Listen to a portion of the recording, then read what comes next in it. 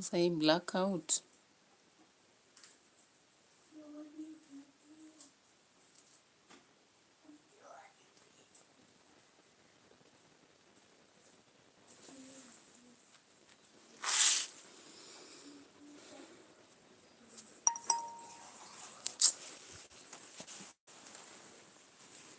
Alright guys, welcome to our short video, political. We are in darkness, so I'll do a very quick one.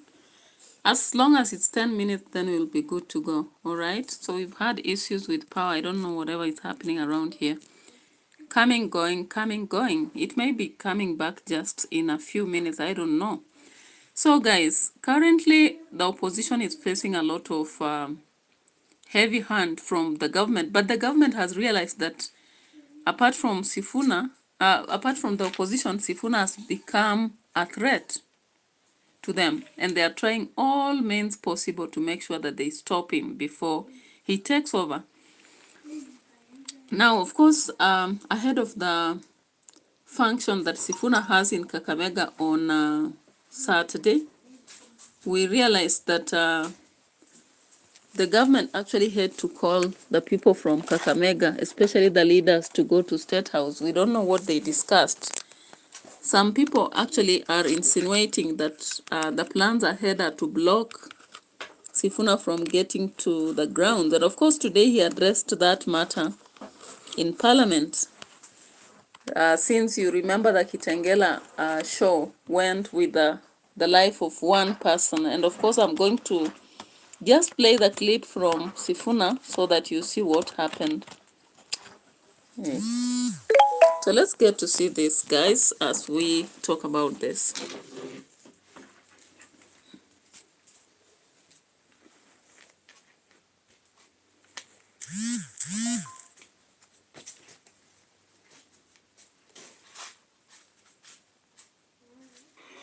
Substantive motion here and attend to business brought by that same member because he has chosen a path that ensures he doesn't face any consequences.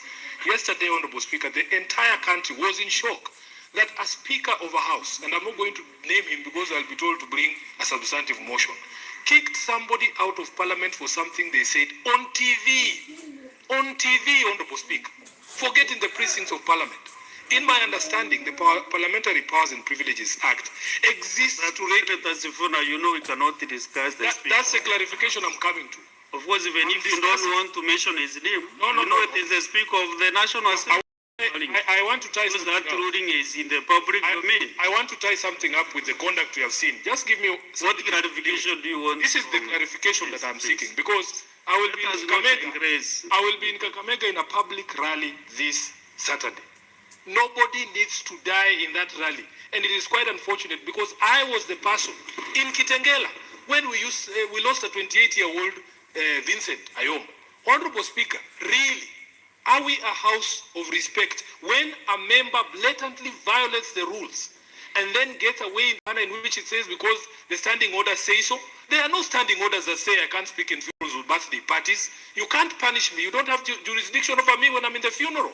How is it possible that that can happen in that house? And what we have seen, the spectacle we have seen here, can happen in the Senate? Honorable Speaker, with all due respect, I think it is an insult for members, especially for those of us who witnessed the violence in Kitengela, that somebody can do this and then you allow him off with a slap on the wrist. Speaker, we have every right not to sit here and listen to Senator Cherargei. And for him to abuse this hallowed house, it is very, very unfortunate, Honorable Speaker. Senators, you know, these standing orders are not creation of the chair. The standing orders are creation of the Senate, this whole house. If Senator Wambua, please, I'm giving guidance to this house, and then you are making noise to me. Why should you do that? Senator Wambua, you know I am not really. Why can't we speak in this office? Senator, I'm talking to Senator Watanya. So the issue is because he spoke before you? No, I'm not saying that. I'm saying the speaker, I have something to Why are you engaging me, Senator Wambua? You cannot manage me in this chair, please. Please. And if it is because the seat of the deputy minority leader is close to the speaker, it can be moved to any other corner. Yes. Because you are misusing the proximity to the speaker to make a noise to the chair. You can't do that to me. No. Please. It's not possible. You see now I'm trying to intervene or to listen to Senator Nairobi Senator SIFUNA, the deputy minority whip.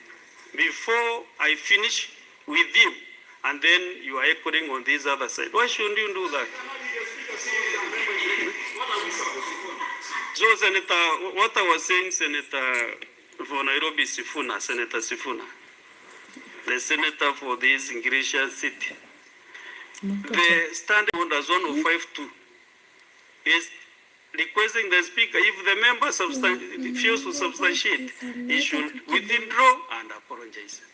So what else should I do to a member? Because we are using these standing orders. Can we change them? Then we can be doing other punishments to the members. Yeah. And you see, all right, so that was the moment when SIFUNA was breathing fire in the Senate because of the difference of treatment. Guys, we are in a blackout, so understand this, in darkness, okay?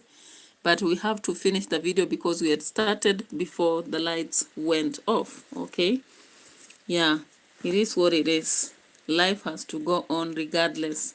Yeah, so thank you so much for those who are watching. I appreciate the likes. I appreciate also the subscription every day. So here we are, and as we can see, there is a very close follow-up on SIFUNA. And of course, many people have been telling him to tread carefully. And of course, on the other end, there is also a target on this guy, Ruto. And not Ruto, Uhuru Kenyatta. Uhuru Kenyatta is actually being thought to be the sponsor of part of the opposition because of being in close proximity with the Matiang'i. So let's look at first the part of SIFUNA. The fact that his coming to Kakamega might be interrupted because we've seen people from Kakamega saying that they don't want to see him. And of course, Governor Baraza of Kakamega is making sure that he does not come. So, of course, they might not allow him into Buhungu Stadium or Muliro Gardens, but he had planned to go to Amalemba. Amalemba is a bit broad than the other amenity. So, of course, they have just done as we saw in Busia, trying to stop him. Why are you licking fingers, baby? So let's look at this here. Mlaka kinara wetu ambaye ni party leader.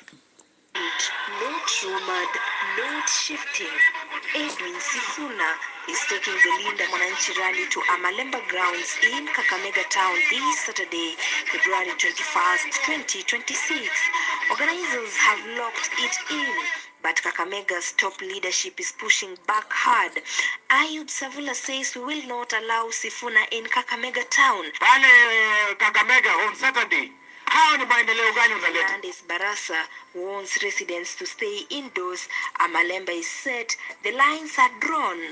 Ya kwamba sisi kama wana ODM tumepatia mamlaka kinara wetu ambaye ni party leader Oburu Oginga. The Linda Mwananchi's tours Kakamega leg will be held at Amalemba grounds. This confirmation has come directly from organizers and supporters coordinating the event. Mobilization networks are referring Amalemba specifically. Sound logistics and ground coordination are centered there. There is no alternative venue being floated. No postponement announced. Amalemba grounds is the declared and confirmed location. And in politics, once a venue is publicly fixed, it becomes a statement of intent. Chama cha ODM haiwezi kuingia kwa UDA. The confirmation has triggered sharp resistance. Deputy Governor Ayub Savula did not mince words. Speaking on Thursday, February 19th, he said, quote, "We will not allow Sifuna in Kakamega town. I urge security agencies to stay vigilant because they intend to cause mayhem like what was seen in Kitengela." End of quote. This is not diplomatic language. This is a line in the sand. Savula framed the rally as a potential security threat and explicitly called on security agencies to remain alert.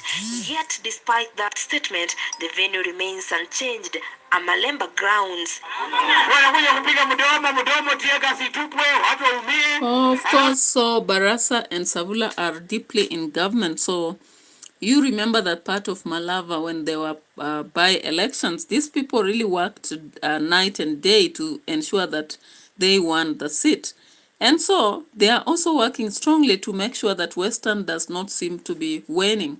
However, we are looking forward to seeing how the people will receive Sifuna and whether the security will disrupt this. It looks like an event that will not be peaceful at all. When they held a rally in Busia, and later in Kitengela, at first the government did not think it's a threat, but after seeing what was happening in Kitengela, it seemed that the government was shaken. So they have finally unleashed the dragon, and so they might not be very ready to have Sifuna landing in Kakamega. That's why we are seeing the resistance. And of course, this week on Tuesday, the president called some of the leaders from Kakamega to his state house. And automatically what people understand is that once they arrive in state house, people are flowered with money and given instructions. And most of them will have to dance to the tune. It might be very impossible for Sifuna to actually hold this rally in Kakamega. And yet he's declaring it even in parliament. So let's wait and see. Utaki chai? So let's finally check on the last bit of Uhuru Kenyatta. Uhuru Kenyatta has become another threat to the government. According to the government mercenaries, and especially the very close individual to Ruto, who is Farouk Kibet, they believe that Uhuru Kenyatta is unleashing, sharing a lot of money to make sure that the government does not win. So listen to this speech, and the judgment is that they have to make sure that they block all the bank accounts of Uhuru Kenyatta so that he doesn't continue sponsoring the opposition. So let's just listen to this speech as we come to an end, because we may not have a long video in this darkness. Nyinyi watu ya Western Kenya, Uhuru Kenyatta alikuja hapa? Aliwatengenezea barabara? Kwa nini unatoa pesa ya kukonganisha Wakenya? Ashindwe ama asishindwe? Wamama mnaamua aende ama asiende? Yeye anatoa pesa ya kuzunguka kwa miji mkubwa mkubwa. Na sisi tunakuambia, hiyo pesa yako hiyo unatoa kiolela. Serikali itaenda kufunga hiyo pesa yako. All right.